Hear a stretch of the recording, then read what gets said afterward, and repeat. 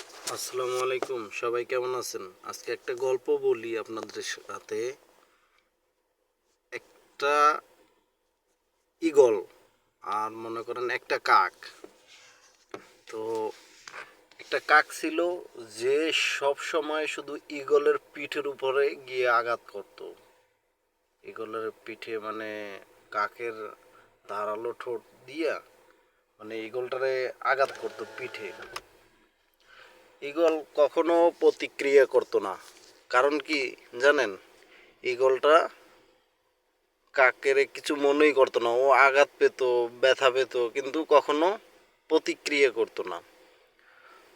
তো এরপরে ঈগলটা কি করতো, ওই কাক আঘাত করতেছে ওই অবস্থায় মনে করেন কাকটাকে নিয়ে আকাশের দিকে উড়াল দিত।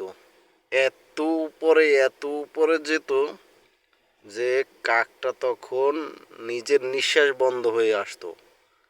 এরপরে কাকটা আপনি আপ নিচে পড়ে যেত, আর ঈগলের মতো করে থাকতো।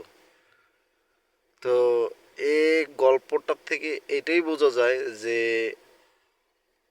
প্রত্যেকটা মানুষের জীবনে এমন কাক অনেক আছে, কিন্তু আপনাকে এত উচ্চতায় নিয়ে যেতে হবে যাতে ওই কাউয়াগুলা কখনো আপনাকে ছুঁতেও না পারে।